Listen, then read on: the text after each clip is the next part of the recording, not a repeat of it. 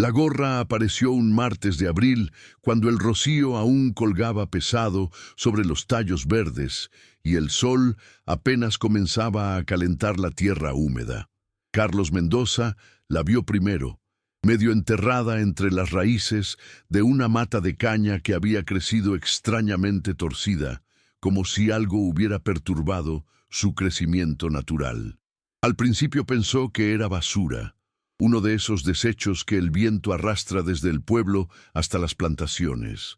Pero cuando se acercó y la levantó con la punta de su machete, algo en el color desvaído del tejido le resultó familiar. Era una gorra de béisbol azul marino, con la visera curvada por el uso y el tiempo. Las letras bordadas en el frente habían perdido su brillo dorado original, pero aún se podía leer Yankees en hilo desteñido. Lo que hizo que Carlos sintiera un escalofrío corriendo por su espalda no fueron las letras, sino las manchas oscuras que se extendían por la parte posterior, manchas que el tiempo había convertido en un marrón herrumbroso, pero que cualquier hombre del campo sabía reconocer. Sangre seca, mucha sangre. Carlos dejó caer el machete y retrocedió 2 pasos, como si la gorra fuera una serpiente venenosa. Sus manos temblaron mientras sacaba un cigarrillo arrugado del bolsillo de su camisa de trabajo. Había visto esa gorra antes, hacía muchos años. La había visto en la cabeza de un muchacho flaco que solía caminar por el sendero que bordeaba la plantación, siempre con las manos en los bolsillos y la mirada perdida en el horizonte. Miguel Santos. El chico que desapareció una noche de marzo de 1983 y nunca más volvió a casa. 12 años habían pasado desde entonces, 12 años en los que el nombre de Miguel se había convertido en un susurro incómodo en San Vicente del Campo. Una historia que la gente prefería no contar y que los niños habían dejado de preguntar. Pero ahí estaba su gorra, surgiendo de la tierra como un reproche, como una pregunta que nadie había querido hacer durante todos esos años. El pueblo de San Vicente del Campo se extendía a lo largo de una carretera polvorosa que conectaba 2 ciudades más grandes, una mancha de color terracota en medio del verde infinito de los cañaverales. En 1983 tenía poco más de 3.000 habitantes. La mayoría trabajadores rurales que vivían de la caña de azúcar y del maíz. Era un lugar donde todo el mundo conocía a todo el mundo, donde los secretos eran imposibles de guardar y donde la vida transcurría al ritmo lento de las estaciones. Miguel Santos vivía en el extremo más pobre del pueblo, en una casa de adobe con techo de lámina que su madre, Esperanza, mantenía impecable a pesar de la escasez. El padre había abandonado la familia cuando Miguel tenía 8 años, dejando atrás solo deudas y el amargo sabor de las promesas rotas. Esperanza trabajaba como lavandera para las familias más acomodadas del pueblo, y Miguel ayudaba después de la escuela llevando y trayendo ropa, cargando cubetas de agua y haciendo cualquier trabajo que pudiera conseguir. Era un muchacho callado, de ojos oscuros y sonrisa tímida, que destacaba en la escuela a pesar de las dificultades. Los maestros decían que tenía un don para las matemáticas y que, con suerte, podría conseguir una beca para estudiar en la capital. Miguel llevaba siempre esa gorra de los Yankees, un regalo de su tío Ramón, que había trabajado una temporada en los Estados Unidos antes de regresar con historias fantásticas de ciudades enormes y oportunidades infinitas. La noche del 15 de marzo de 1983 había sido como cualquier otra en San Vicente del Campo. El aire tibio traía el aroma dulzón de la caña madura y el sonido lejano de una radio que transmitía boleros desde alguna casa del centro. Miguel había cenado con su madre frijoles, refritos y tortillas. Había hecho su tarea de matemáticas bajo la luz amarillenta de una bombilla colgante y había salido a caminar, como era su costumbre. Le gustaba caminar por las noches, especialmente por el sendero que bordeaba la plantación de los Herrera, la familia más rica del pueblo. Decía que le ayudaba a pensar, que bajo las estrellas las ideas se le aclaraban y podía imaginar su futuro lejos de San Vicente del Campo. Esperanza no se preocupaba. Miguel siempre regresaba antes de las 10, siempre con esa sonrisa tranquila que le decía que había encontrado lo que buscaba en sus caminatas nocturnas. Pero esa noche, Miguel no regresó.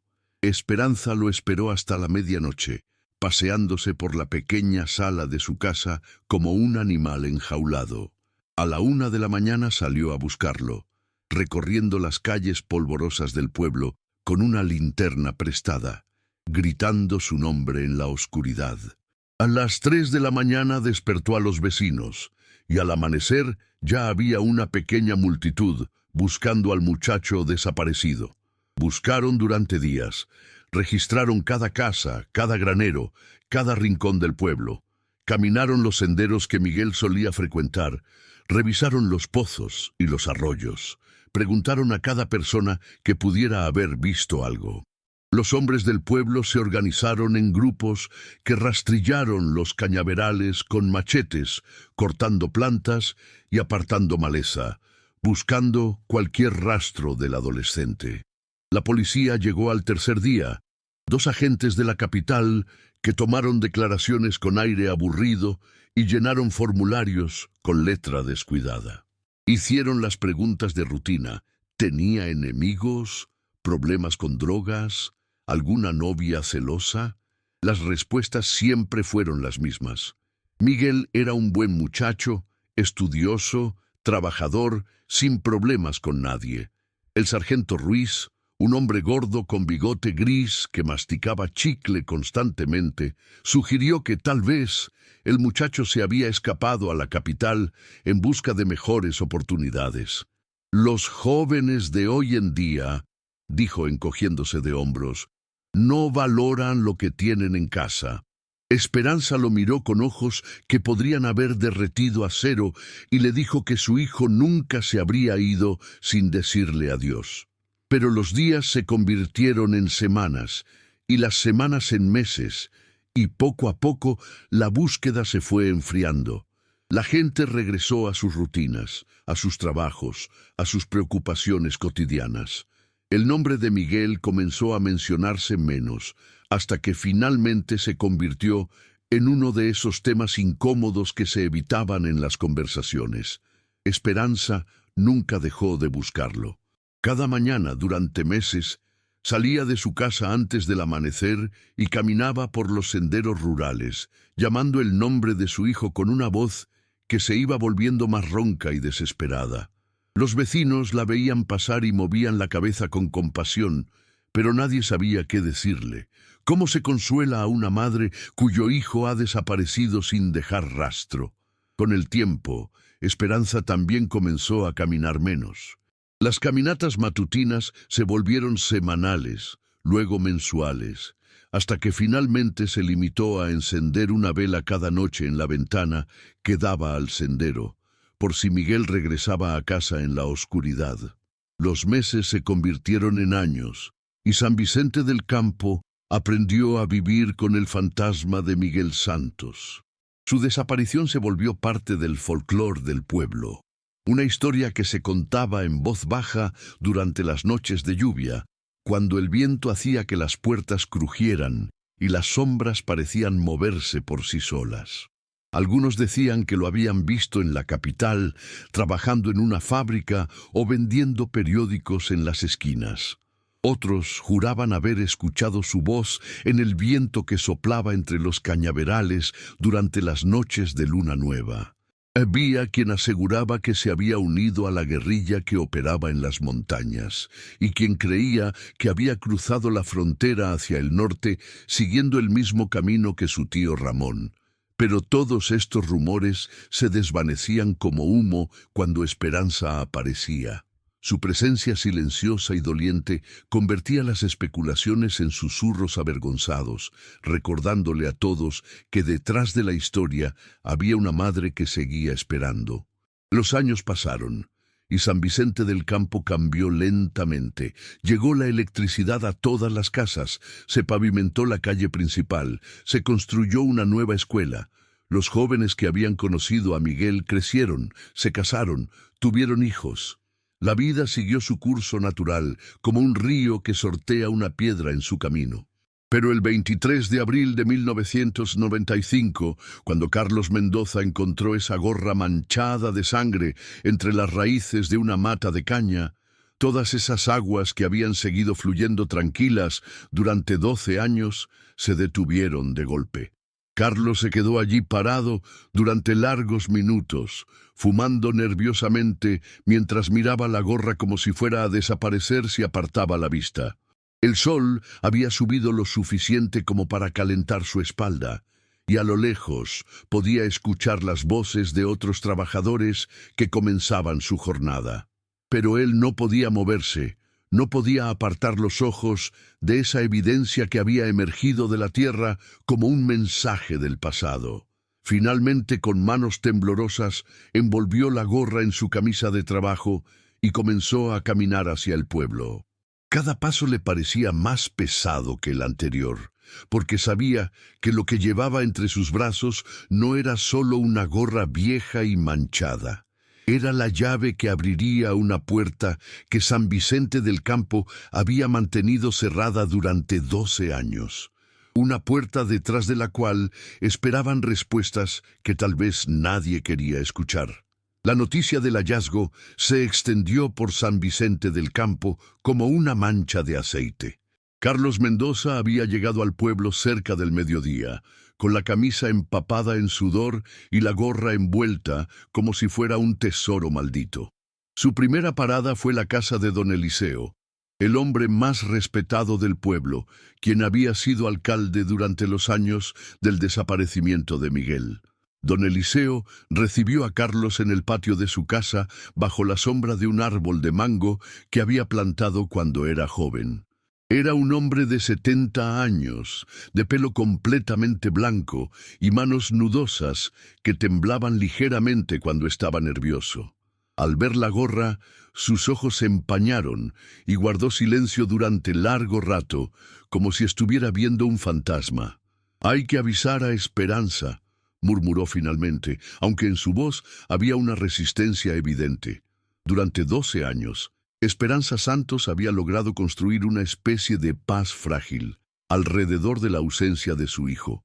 Trabajaba en silencio, vivía en silencio, y había aprendido a sonreír de vez en cuando los vecinos le preguntaban cómo estaba. La llegada de esa gorra iba a destrozar esa paz como un martillo contra el cristal. Carlos asintió, pero no se movió. Ambos hombres sabían que una vez que Esperanza viera la gorra, ya no habría vuelta atrás.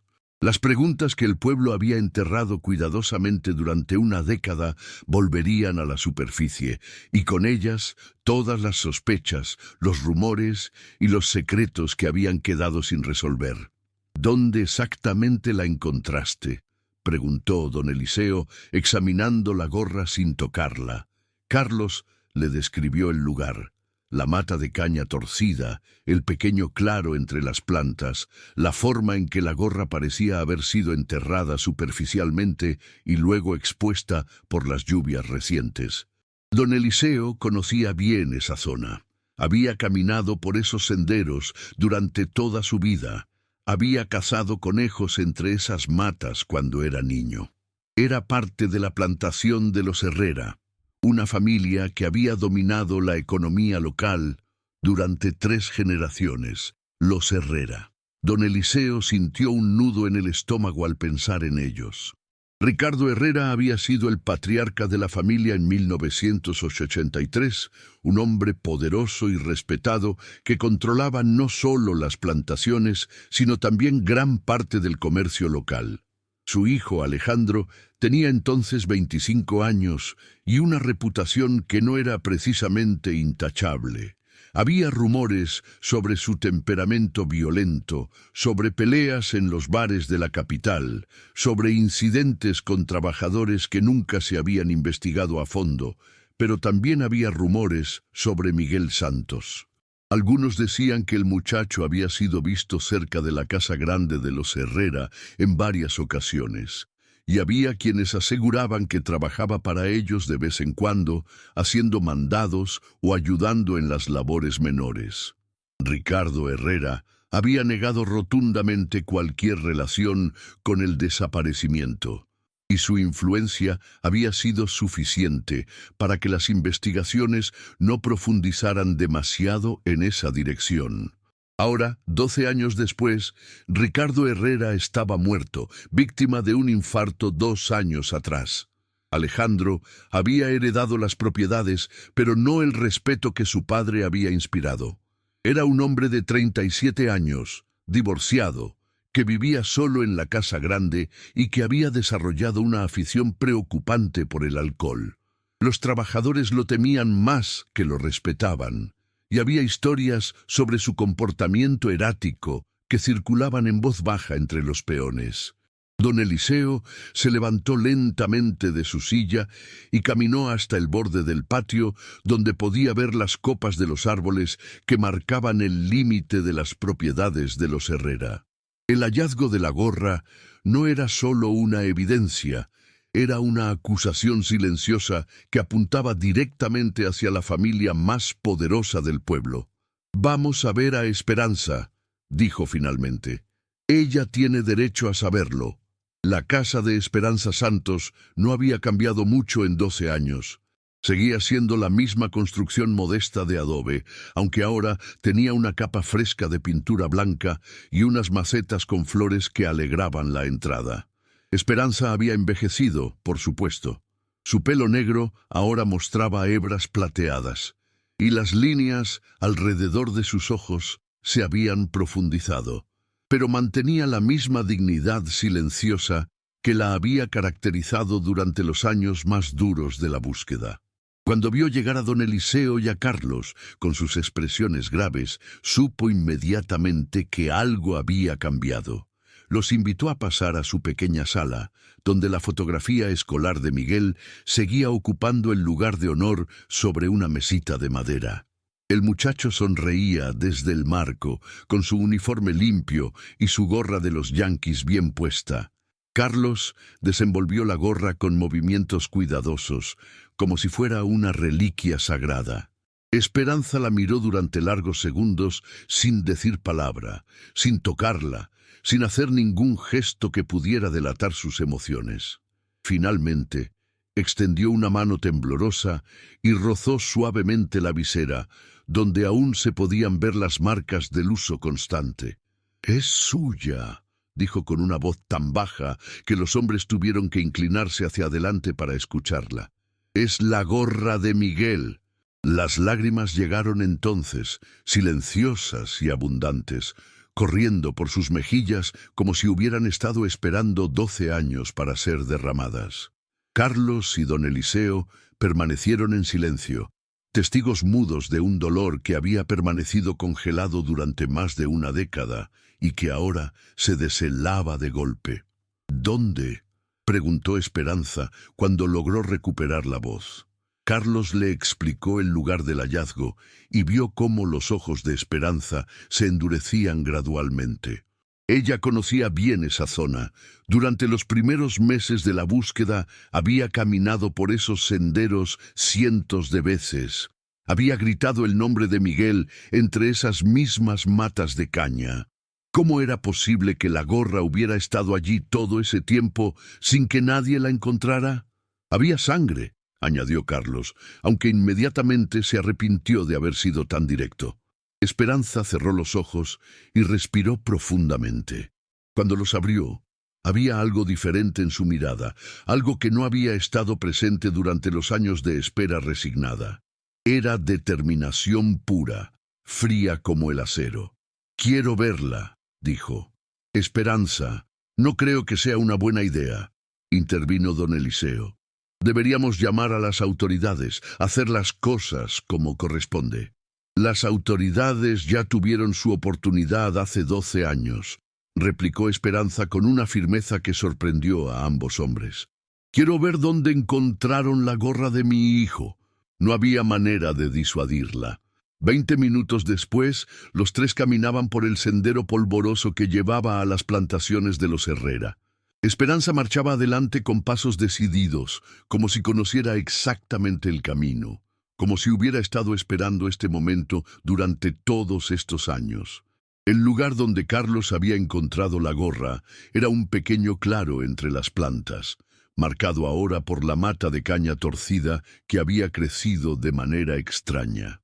Esperanza se arrodilló en el suelo y comenzó a examinar la tierra con sus manos, apartando hojas secas y pequeñas piedras como si fuera una arqueóloga buscando tesoros enterrados. «Aquí hay más cosas», murmuró. Tenía razón. Bajo una capa delgada de tierra y hojas descompuestas, sus dedos encontraron algo duro y metálico. Era una hebilla de cinturón, oxidada por el tiempo pero aún reconocible. Miguel había usado un cinturón con esa hebilla el día de su desaparición. Esperanza lo recordaba perfectamente, porque ella misma se lo había regalado para su cumpleaños número 16. Carlos y don Eliseo intercambiaron miradas preocupadas. Si habían encontrado la gorra y la hebilla en el mismo lugar, significaba que probablemente había más evidencias enterradas allí. Y si había más evidencias, significaba que muy probablemente también había... «Tenemos que parar», dijo don Eliseo con voz firme. «Esto ya no es algo que podamos manejar nosotros. Hay que llamar a la policía». Pero Esperanza no se detuvo. Siguió escarbando con una intensidad casi febril, como si hubiera estado esperando este momento durante 12 años. Sus manos se movían rápidamente, apartando tierra y raíces, hasta que sus dedos tocaron algo que la hizo detenerse abruptamente. Era un pedazo de tela, descolorida y parcialmente descompuesta, pero claramente parte de una camisa a cuadros azules y blancos, del tipo que Miguel solía usar para ir a la escuela. El silencio que siguió fue absoluto.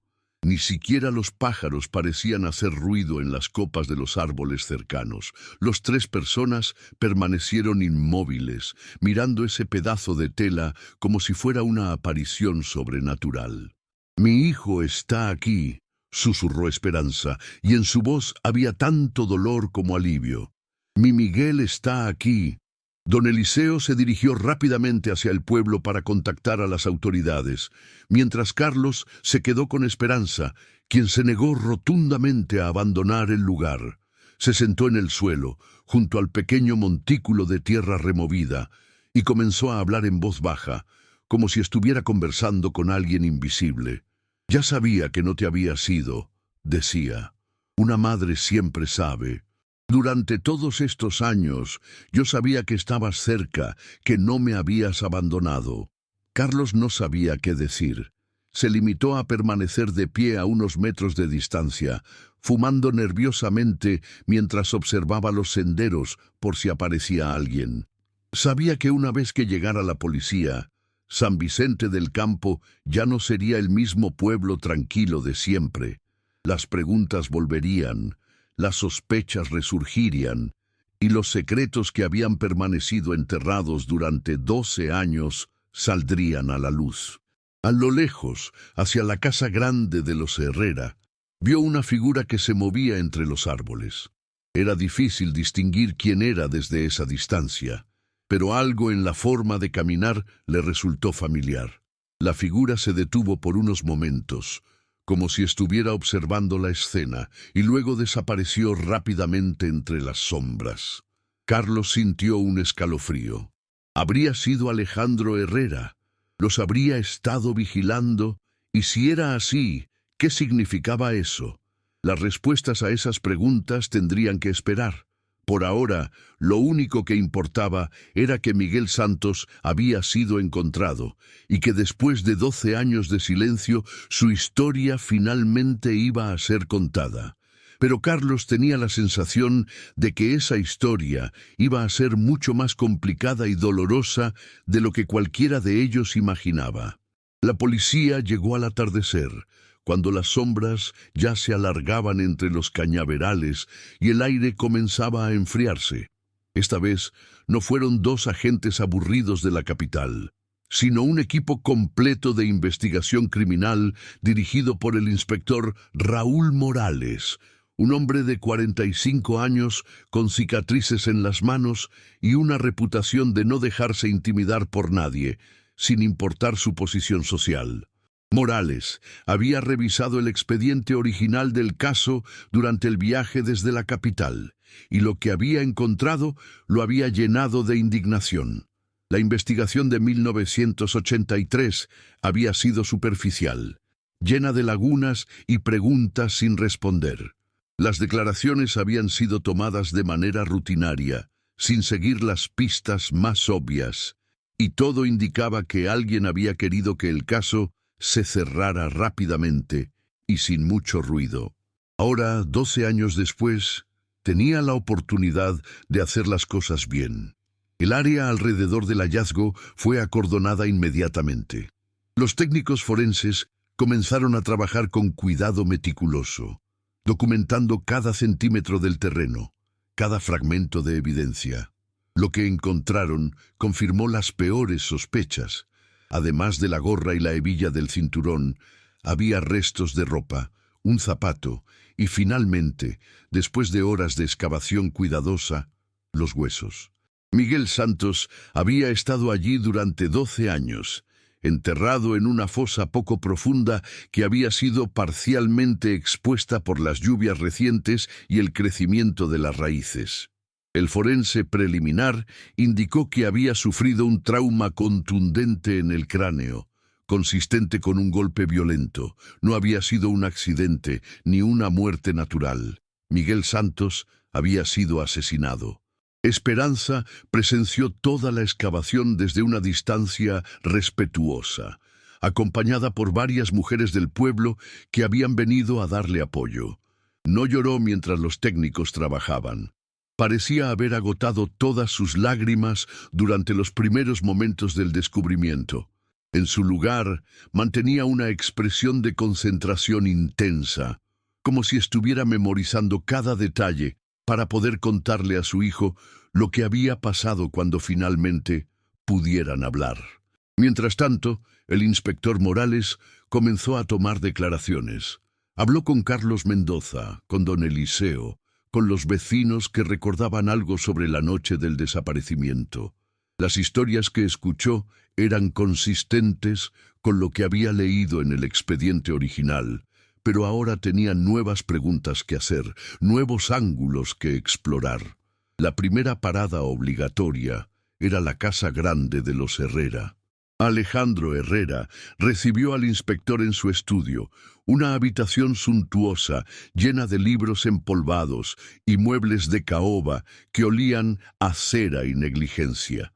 Era un hombre alto, de cabello oscuro, que comenzaba a mostrar canas en las sienes, con ojos nerviosos que evitaban el contacto directo.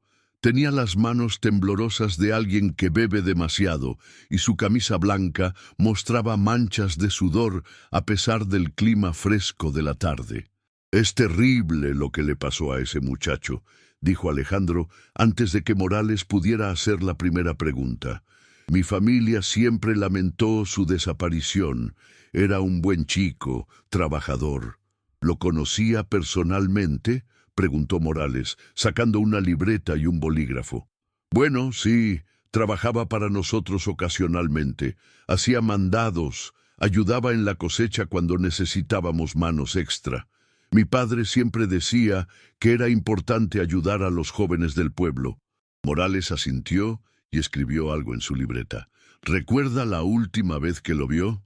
Alejandro se movió incómodamente en su silla de cuero. «Fue hace tanto tiempo. No podría precisar la fecha exacta». «Tómese su tiempo. Es importante». Hubo una pausa larga. Alejandro se levantó y caminó hasta la ventana que daba a los cañaverales, donde aún se podían ver las luces de los técnicos forenses trabajando en la oscuridad. Creo que fue unos días antes de su desaparición. Vino a cobrar por un trabajo que había hecho ayudando a reparar una cerca. ¿Hubo algún problema con el pago? No, todo estuvo bien. Le pagamos lo acordado y se fue. Morales Estudió el rostro de Alejandro con atención. Había algo en su manera de hablar, en la forma en que evitaba ciertas palabras que no le gustaba. ¿Dónde estaba usted la noche del 15 de marzo de 1983? Inspector, eso fue hace 12 años. No puedo recordar exactamente dónde estaba una noche específica. Inténtelo. Era la noche que Miguel Santos desapareció. Seguramente es una fecha que se ha mencionado muchas veces en el pueblo. Alejandro regresó a su silla y se sirvió un vaso de whisky de una botella que tenía sobre el escritorio. Sus manos temblaron ligeramente mientras servía el líquido ámbar. Creo que estaba aquí, en casa, probablemente cenando con mi padre y leyendo. ¿Alguien puede confirmar eso? Mi padre podría haberlo confirmado, pero murió hace 2 años. Los empleados domésticos de entonces ya no trabajan aquí. Morales hizo más anotaciones. La coartada de Alejandro era imposible de verificar, lo cual era conveniente, pero también sospechoso. ¿Sabía que el cuerpo fue encontrado en sus tierras? El color desapareció del rostro de Alejandro. Sí, es perturbador. Pensar que ese pobre muchacho estuvo allí todo este tiempo, tan cerca de casa. ¿Tiene alguna idea de cómo pudo haber llegado allí? Ninguna, absolutamente ninguna. Morales cerró su libreta y se puso de pie. Señor Herrera, voy a necesitar que permanezca disponible para más preguntas. No salga del pueblo sin notificarme. Después de salir de la casa de los Herrera, Morales se dirigió al bar del pueblo, donde sabía que podría encontrar a los hombres que habían participado en la búsqueda original. Era un local pequeño y mal iluminado, con mesas de madera rayada y el aire espeso de humo de cigarrillo. Los hombres se callaron cuando lo vieron entrar, pero gradualmente reanudaron sus conversaciones en voz baja. El inspector se sentó en la barra y pidió una cerveza. No pasó mucho tiempo antes de que los hombres comenzaran a acercarse, curiosos por saber qué había descubierto en sus investigaciones. Morales sabía cómo manejar estos momentos. Dejó que hablaran, que compartieran rumores y especulaciones, mientras él escuchaba atentamente las cosas que no se decían tanto como las que sí se mencionaban. Siempre supimos que algo raro había pasado, dijo Tomás, un hombre de mediana edad que trabajaba como mecánico. Un muchacho como Miguel no desaparece así, nada más. ¿Por qué no se dijo esto antes?, preguntó Morales. Los hombres intercambiaron miradas incómodas. Los Herrera tenían mucha influencia en esos días, murmuró alguien desde una esquina. El viejo Ricardo conocía a gente importante en la capital. ¿Y qué piensan del hijo? Alejandro siempre fue problemático, admitió Tomás. Desde joven tenía mal carácter. Hubo incidentes. ¿Qué tipo de incidentes? Peleas, problemas con trabajadores que se quejaban de maltrato. Una vez golpeó a un peón tan fuerte que lo mandó al hospital. ¿Cuándo fue eso? 1 año antes de que desapareciera Miguel. Mi hermano trabajaba en la plantación en esos días. Lo vio todo. Morales tomó nota mental de buscar al hermano de Tomás al día siguiente. ¿Alguien más vio a Miguel la noche que desapareció? Hubo susurros y miradas nerviosas. Finalmente, un hombre mayor llamado Esteban levantó la mano tímidamente. Yo lo vi, dijo con voz vacilante, caminando hacia las tierras de los Herrera, como siempre hacía. ¿A qué hora? Eran como las 8:30, tal vez las 9. Estaba sentado en mi porche tomando el fresco. ¿Iba solo? Esteban vaciló. Sí, iba solo, pero... ¿Pero qué? ¿Había alguien más en el sendero esa noche? Vi luces moviéndose entre los árboles, como si alguien tuviera una linterna. ¿Reconoció a esa persona? No, estaba muy oscuro y las luces estaban lejos. Pero recuerdo haber pensado que era extraño, porque normalmente nadie andaba por allí a esas horas. Esta era información nueva, información que no había aparecido en las declaraciones originales. Morales sintió la familiar excitación del investigador que encuentra una pista prometedora. ¿Por qué no mencionó esto en 1983? Esteban miró alrededor del bar, como si temiera que alguien pudiera estar escuchando. Nadie me preguntó específicamente, y cuando vi que la investigación se estaba enfriando, pensé que no era importante. ¿Saché? ¿O pensó que era peligroso mencionarlo? El silencio que siguió fue revelador. Esteban bebió un trago largo de su cerveza antes de responder. Los Herrera eran gente poderosa, inspector. Uno no se metía con ellos sin consecuencias. Morales pasó el resto de la noche tomando declaraciones informales en el bar. Lo que emergió fue un patrón consistente.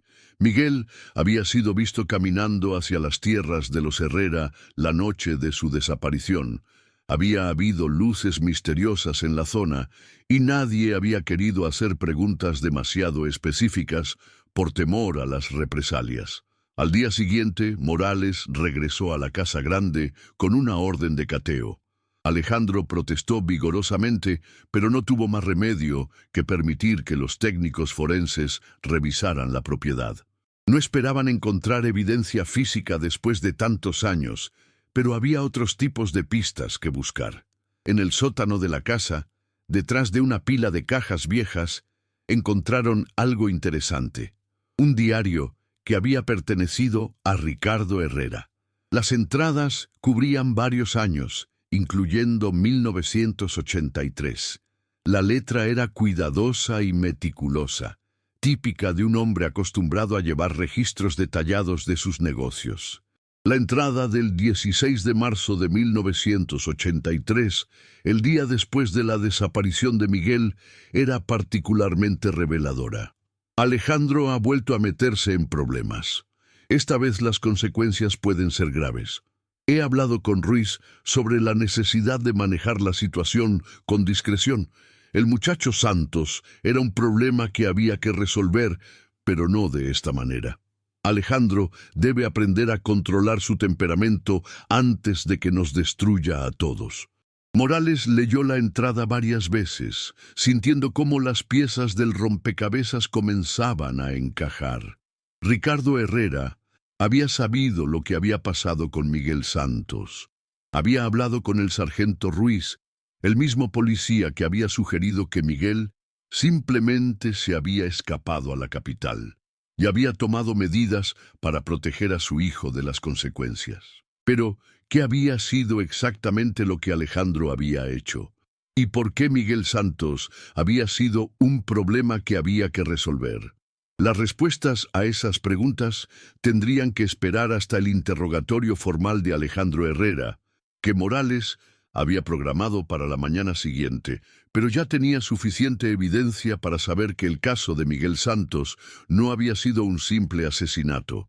Era el resultado de un encubrimiento que había durado 12 años, protegido por el poder y la influencia de una familia que se creía por encima de la ley.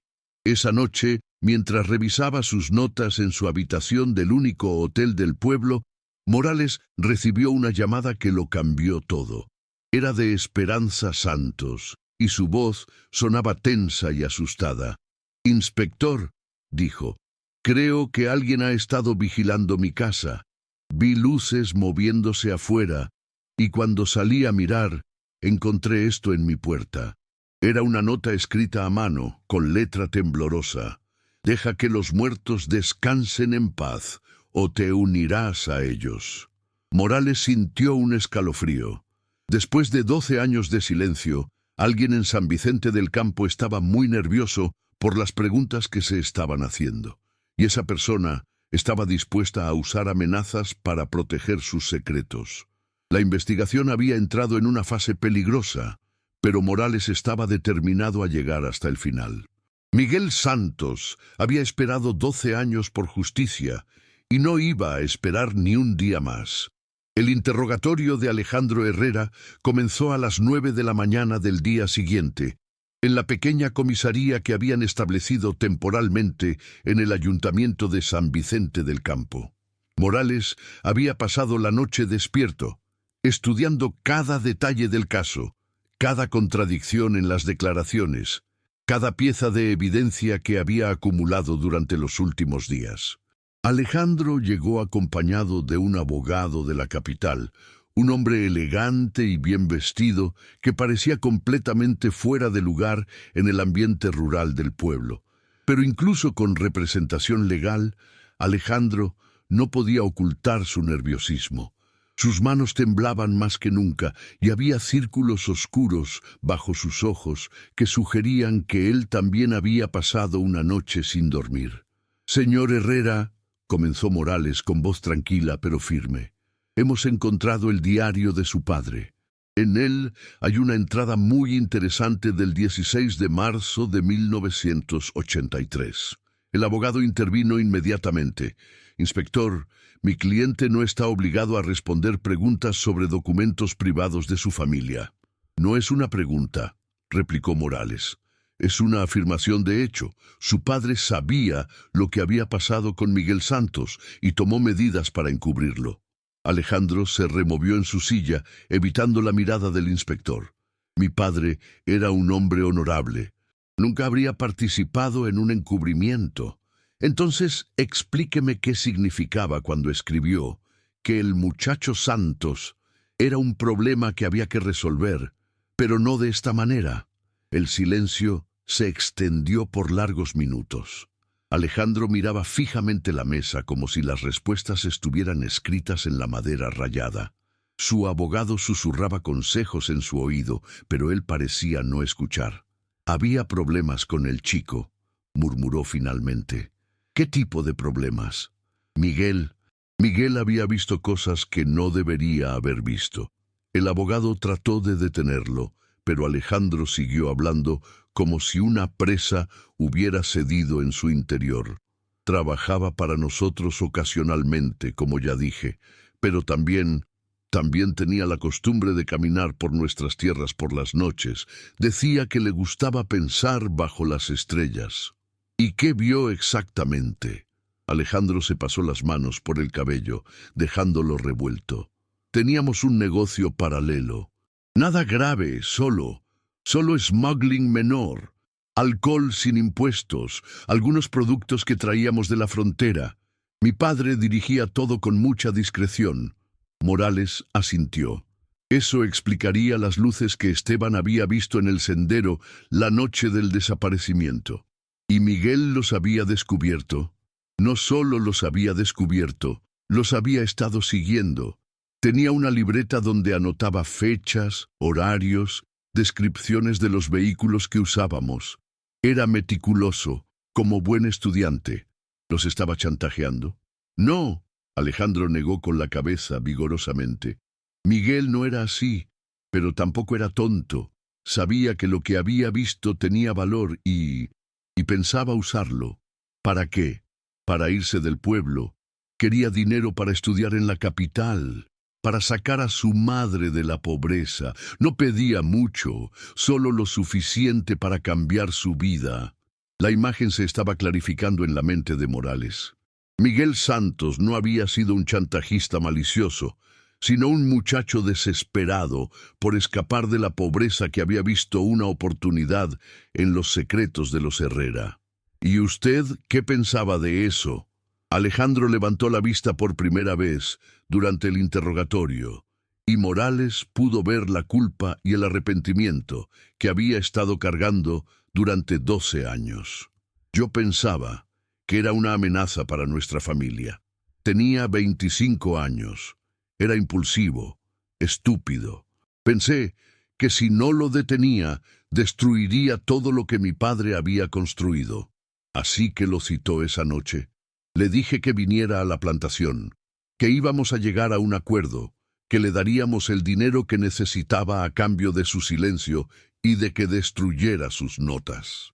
El abogado estaba haciendo gestos desesperados para que Alejandro se callara, pero era demasiado tarde. La confesión había comenzado y ya no había manera de detenerla. «Miguel vino esa noche, como acordamos. Estaba nervioso, pero decidido.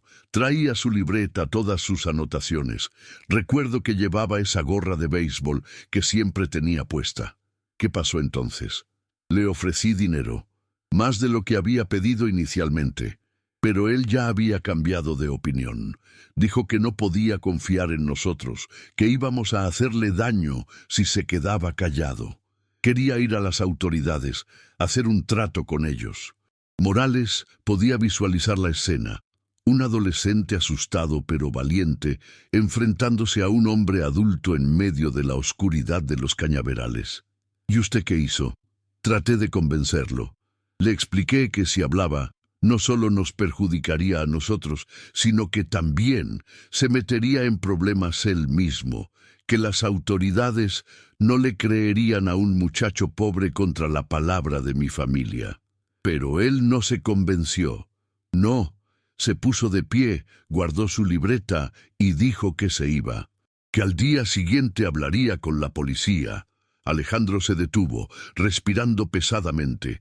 El resto de la historia estaba escrita en su rostro, en la forma en que sus hombros se encogían como si estuviera tratando de desaparecer. No podía dejarlo ir, susurró. Había una roca grande cerca de donde estábamos hablando. La levanté y lo golpeé en la cabeza. El silencio en la pequeña habitación era absoluto.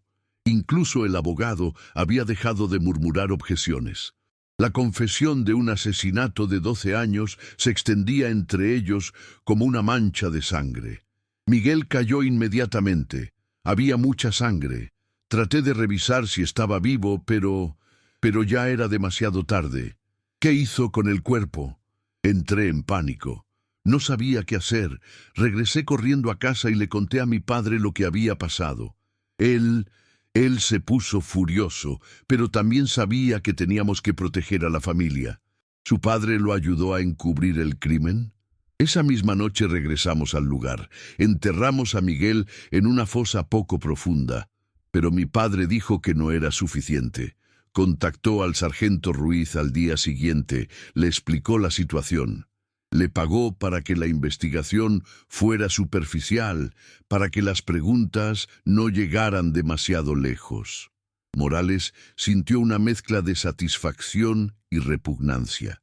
Había resuelto el caso, pero el precio había sido 12 años de injusticia y una madre que había pasado más de una década sin saber qué le había pasado a su hijo.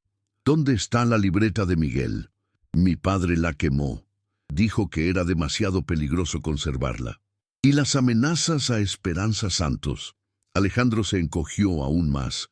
Cuando supe que habían encontrado la gorra me desesperé. Pensé que si la asustaba, tal vez dejaría de hacer preguntas. «Señor Herrera», dijo Morales poniéndose de pie, «queda arrestado por el asesinato de Miguel Santos y por intimidación a testigos». Mientras los oficiales esposaban a Alejandro, Morales no pudo evitar pensar en la ironía de la situación. Miguel Santos había sido asesinado por tratar de mejorar su vida, por tener la ambición de salir de la pobreza que lo había marcado desde niño. Su único crimen había sido ser testigo de algo que no debería haber visto, y tener la valentía de usarlo para cambiar su destino. La noticia del arresto se extendió por San Vicente del Campo como un incendio. La gente se congregó en las calles, en el mercado, en el bar, hablando en voz baja sobre la confesión de Alejandro Herrera y lo que significaba para el pueblo. Había quienes expresaban satisfacción por ver que finalmente se había hecho justicia, pero también había quienes se sentían incómodos por el papel que el silencio colectivo había jugado en el encubrimiento. Esperanza Santos recibió la noticia en su casa, rodeada de las mismas mujeres que la habían acompañado durante los días de la excavación. No mostró sorpresa ni alivio dramático. Simplemente asintió, como si hubiera estado esperando esta confirmación durante 12 años. «Ahora Miguel puede descansar», dijo con voz tranquila, «y yo también». El funeral de Miguel Santos se realizó una semana después, cuando los forenses liberaron los restos para el entierro. Fue una ceremonia sencilla pero emotiva, a la que asistió prácticamente todo el pueblo. Esperanza había insistido en que fuera una celebración de la vida de su hijo, no un lamento por su muerte. Durante la misa habló sobre el Miguel que recordaba, el estudiante aplicado, el hijo cariñoso, el joven que soñaba con un futuro mejor. No mencionó las circunstancias de su muerte ni expresó rencor hacia la familia Herrera. Su dignidad silenciosa fue más poderosa que cualquier discurso sobre justicia o venganza. El inspector Morales se quedó en San Vicente del Campo hasta que se completaron todos los trámites legales. Alejandro Herrera fue trasladado a la capital para ser juzgado, donde enfrentaría cargos de asesinato en primer grado. Su confesión completa hacía que fuera poco probable que evitara una condena larga, posiblemente cadena perpetua. El caso también resultó en la reapertura de la investigación sobre el sargento Ruiz, quien había muerto 3 años atrás, pero cuya participación en el encubrimiento quedaría registrada en los archivos oficiales. La corrupción había permitido que un asesino viviera libre durante 12 años, y las autoridades prometieron que habría reformas para evitar que algo así volviera a suceder. Antes de partir de vuelta a la capital, Morales visitó a Esperanza una última vez. La encontró en su pequeño jardín, cuidando las flores que había plantado durante los años de espera. Parecía más tranquila de lo que la había visto desde el día del descubrimiento de la gorra. «¿Cómo se siente?», le preguntó. Esperanza se enderezó, limpiándose las manos en el delantal. «Como si hubiera terminado una carga muy pesada», respondió. «Durante 12 años, una parte de mí se quedó en esa noche de marzo, esperando a que Miguel regresara a casa. Ahora, finalmente, puedo seguir adelante». «¿Tiene planes?».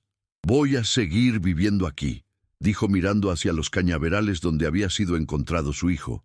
«Este es mi hogar. Y ahora que Miguel descansa en paz, ya no hay razón para irse».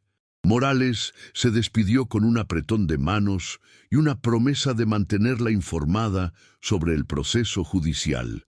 Mientras su automóvil se alejaba por la carretera polvorosa, no pudo evitar mirar por el espejo retrovisor hacia San Vicente del Campo, un pueblo que había aprendido que los secretos enterrados siempre encuentran la manera de salir a la luz. El caso de Miguel Santos se cerró oficialmente 6 meses después, cuando Alejandro Herrera fue sentenciado a 20 años de prisión. La sentencia fue considerada justa por la mayoría, aunque algunos opinaron que debería haber sido más severa. Pero para Esperanza Santos, la duración de la sentencia era menos importante que el hecho de que la verdad finalmente había sido reconocida. Los cañaverales, donde fue encontrado el cuerpo de Miguel, fueron convertidos en un pequeño memorial, con una placa que recordaba a Miguel Santos, estudiante, hijo, soñador. Esperanza visitaba el lugar regularmente, llevando flores frescas y hablándole a su hijo sobre los cambios en el pueblo, sobre los jóvenes que ahora podían soñar con un futuro mejor, sin temor a las consecuencias. San Vicente del Campo siguió siendo un pueblo pequeño y tranquilo, pero había cambiado de maneras sutiles pero importantes. La gente hablaba más abiertamente sobre los problemas del pasado, y había una nueva conciencia sobre la importancia de no permitir que el poder y la influencia silenciaran las voces de la justicia. Y en las noches despejadas, cuando el viento soplaba suavemente entre los tallos de caña, algunos juraban que podían escuchar el eco lejano de pasos en el sendero, como si alguien finalmente hubiera encontrado el camino de vuelta a casa. Si esta historia te ha conmovido tanto como a nosotros al contarla, no olvides darle like al video y suscribirte al canal para más casos reales que han marcado la historia de nuestros pueblos. El valor de una madre como Esperanza Santos nos recuerda que la verdad siempre encuentra su camino, sin importar cuántos años pasen o cuán poderosos sean quienes trate de ocultarla. Comparte este video si crees que más personas deben conocer la historia de Miguel Santos y cuéntanos en los comentarios. ¿Conoces algún caso similar en tu región? Te leemos y nos vemos en el próximo video. Gracias por acompañarnos en esta búsqueda de justicia y memoria.